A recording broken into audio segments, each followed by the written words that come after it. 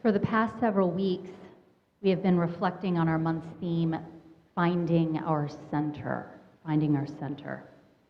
And I've been really inspired by those words and what they can mean to me and to us. Particularly the our part, finding our center. So for those of you who have been able to attend worship these past 2 weeks, you know that relationships and connection have been the glue that have held them together. And I've tossed out the term shared ministry here and there too. And today I want to dig a bit more deeply into that. For shared ministry is the way in which I understand spiritual community and leadership and ministry and the spiritual life within and with. So just hold that. See if you can thread it all together, and I'll be curious to know what comes up for you, and I hope you'll share it with me. On Thursday, April 7th of 2022, all the goings-ons of my life came to a screeching halt. I know many of you have shared in this experience. My time had come. I wasn't feeling well. I took a COVID test, and that second blue line practically leaped out of the little tray like within a minute. Didn't have to wait the 15. And I felt awful. Pressing on virtually was not an option. I was out. Done. Many of you remember those few weeks in April. Here is where the story turns serendipitous, which is one of my favorite words. So that Sunday, a mere few days away, I was getting ready to preach a sermon called From Me to We, and it was all about shared ministry. And that Thursday night, April 7th, Judy Cam will remember that I called her to ask if she was willing to write in 2 days, write and preach a sermon about this theme. So this was a natural fit because Judy is the chair of the Committee on Ministry, whose very charge is to companion and support both my ministry and the ministries of the church, and we had been for months, exploring how shared ministry was already showing up here and how it could continue to grow. Without missing a beat, Judy said, yes. And she preached a beautiful sermon that Palm Sunday.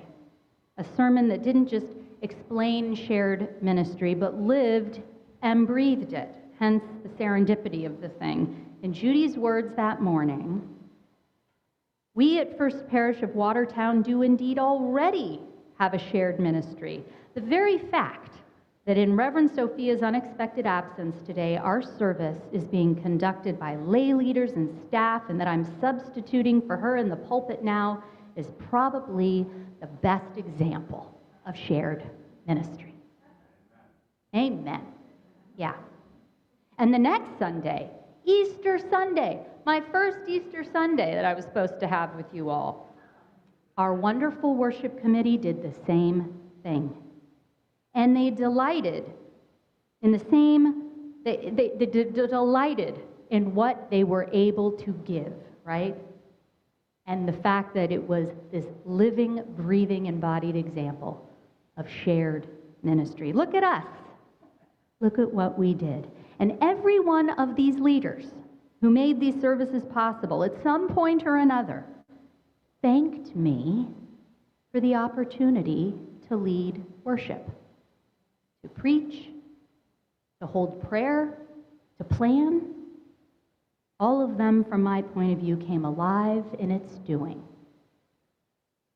And those two services, they were the better for it. They were the better for it, truly. And this brings to mind something that a colleague of mine wisely preached to his congregation on a Sunday morning, where he announced his retirement after 30-plus years of ministry to a people who loved him dearly. He said, "If you think you can't live without me, you aren't doing congregational life very well." This was a man who had learned how to keep his ego in check, hence my calling him wise. And he taught many intern ministers about this over his many years of ministry, who have carried this wisdom forward. Reverend Frank Clarkson, who you have come to know as my most treasured of mentors, was one of these interns. And he puts it this way: "I never want my ego to become so unchecked that I vainly presume that the people can't do without me. Sophia," he used to say, "don't steal the ministry from the people." And this is shared ministry, where no one person, the minister or otherwise, sees themselves as the sole bearer of a gift that no one else can offer or share in or do as well or try their hand at giving. And we simultaneously understand ourselves to be precious bearers of gifts. Both. Not unlike our meditation hymn today, "Be ye lamps." These are the words of the Buddha, who taught about the divine light that resides in us all. Charlene was explaining some of this around our opening hymn. Remarkable. All weaves together. The divine light that resides in us all. Be ye lamps. Each of us arrive here with this light.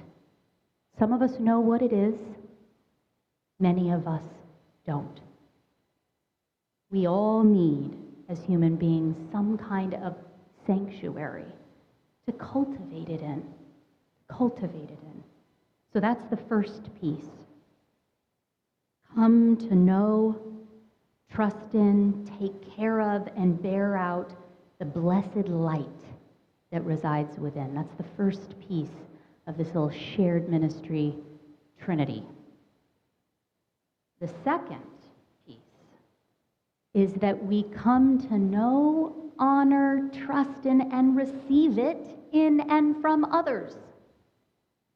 This gesture in Buddhism holds this perfectly, accompanied by a bow and a namaste, meaning the divine in me recognizes the divine in you.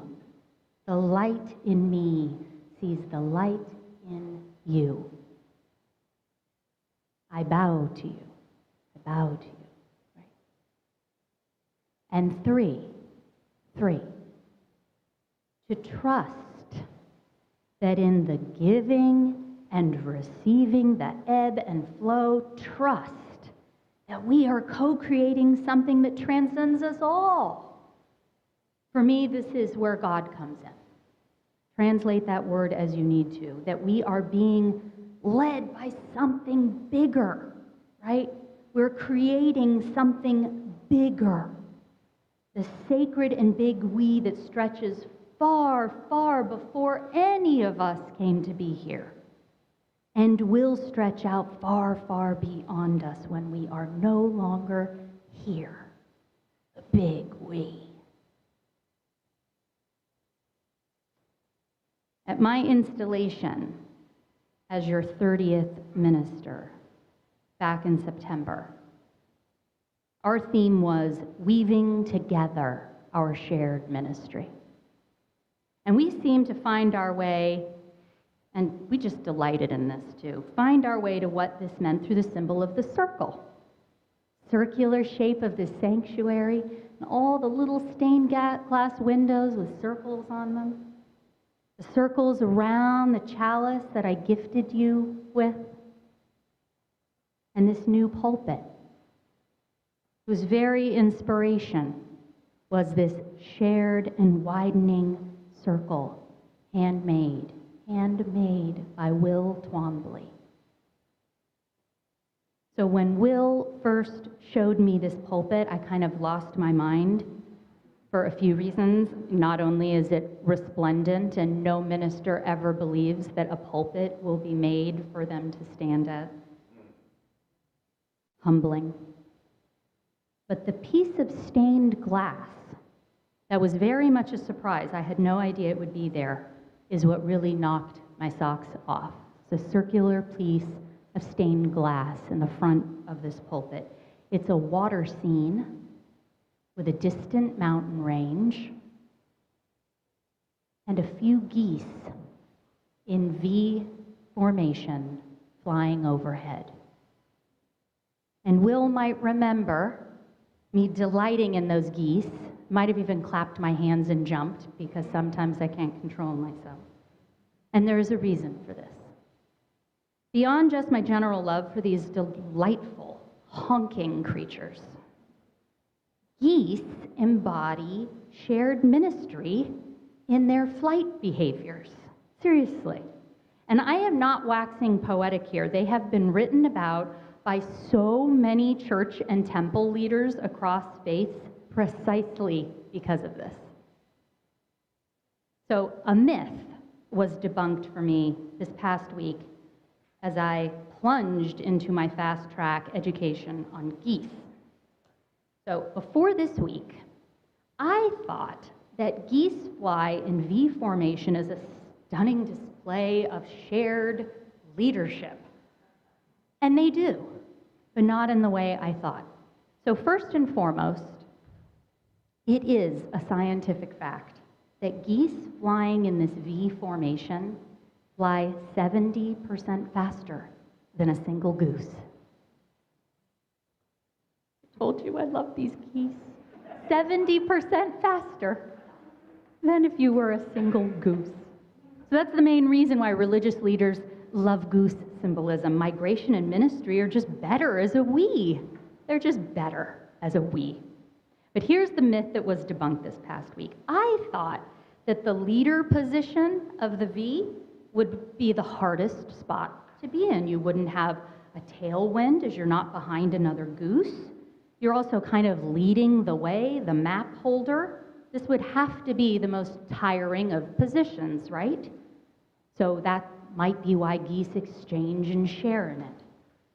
And the beauty of geese is that, yes, they do indeed share this position, and they do-si-do frequently in an unorchestrated balance of flight position, but not for the reason I thought. It's actually not true that the goose that seems to be the leader because they're out front has the most strenuous position. High-flying geese are, rather, a part of a complex aerodynamic process where the benefit of the upwash field, which is created by the V formation, is enjoyed not just by those in the back or those in the middle, but by all its members equally, including the lead bird. There is no more strenuous position than another.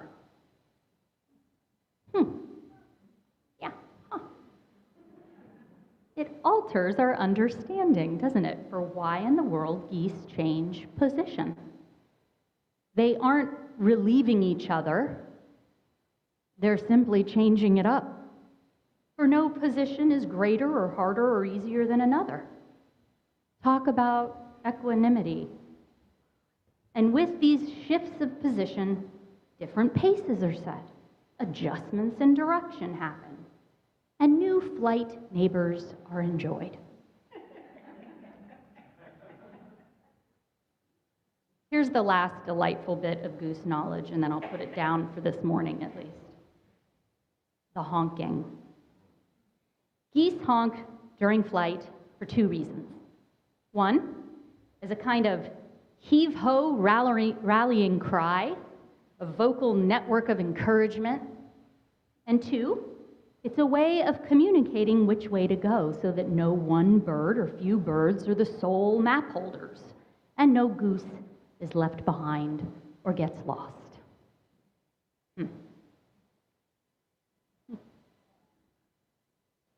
So shared ministry in a congregationalist spiritual community such as ours is all of this too, or at least it aspires to be. We aspire to be this. We get to practice and fail at being high-flying geese. 70% faster in V formation. So practically speaking, well, right now, many of you, and you have been for a while, are asking yourselves and one another, what team or group or committee, what pocket of church life holds this or holds that, and why? And are we out of balance? Do we need help? Do we need to give it up for a while? Many of you as leaders are engaging in articulating processes, right? And role descriptions, not to be fastidious and fixed, but so that we can easily shift in flight position and feel in rhythm with one another and make new neighbors, right? Many of you are calling this kind of work living welcome, not just saying it, but living it, trying to, so that no one of us becomes the unintended sole holder, including your minister, of all the things. And so that we don't, again, unintentionally exclude others from these ministries. Many of you know that we're about to engage in a time of nominating, where I hope each of you might ask yourselves where and how your gifts might be cultivated and borne out. And where I also pray that all of you who are already serving as leaders on committees might consider if the V formation needs some do-si-doing. Get some new honkers in the back and some new geese in the front. Wobble the pace and direction a bit. Round and round we go.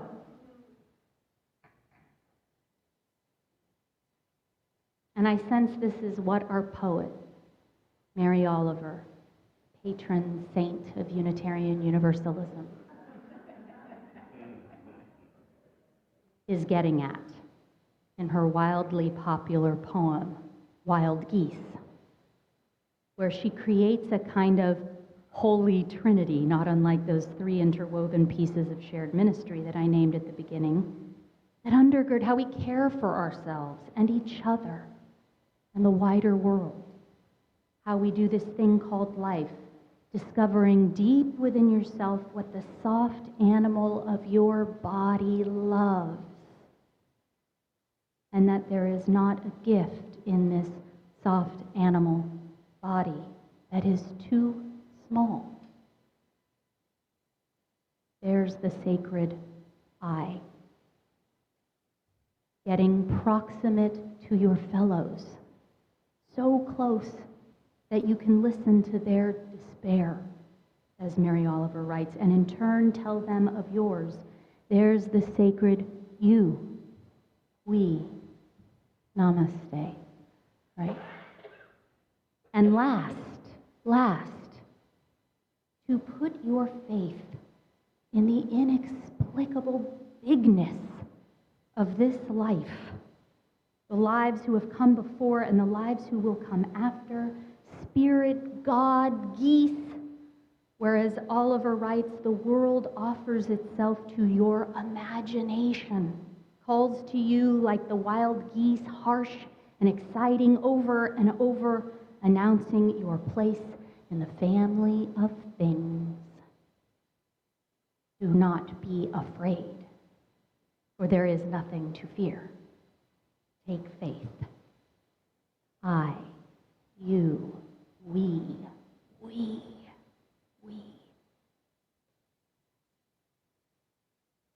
And so I pray that over these next few weeks you ask yourself with a gentle and loving voice what light in you might be waiting to be kindled or shared or ignited here, and to bring it or your longing for it forward.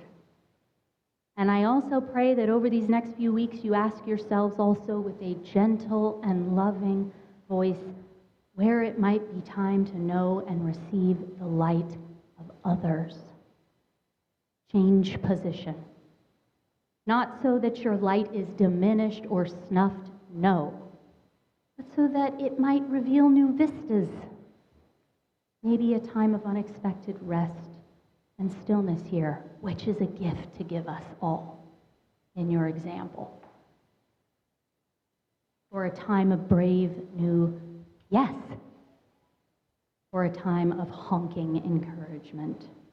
For who among us does not need that? Something beautiful has been and continues to be made manifest here at First Parish. And to those of you who are new to this place, we are so glad you are here.